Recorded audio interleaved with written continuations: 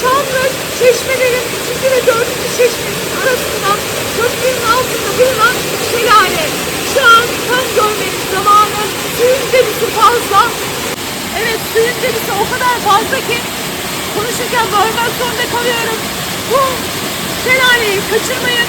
Belki bir hafta sonra, belki 2 hafta sonra görmeyeceksiniz. Buraya kesinlikle bu günlerde uğrayın. Bu güzel manzara eşliğinde suyun sesini dinleyerek sularınızı yudumluyoruz.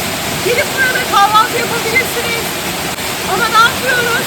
Çöpümüzü doğaya bırakmıyoruz. Ne yapıyoruz? Çantaya koyuyoruz. Evimize ya da ev yakın çöp tenekesine atıyoruz. Evet, doğamızı kirletmiyoruz. Bu güzel manzaranın önünde maalesef şu görüntü. Pet şişe atılmış. Lütfen çöpümüzü yere atmayalım.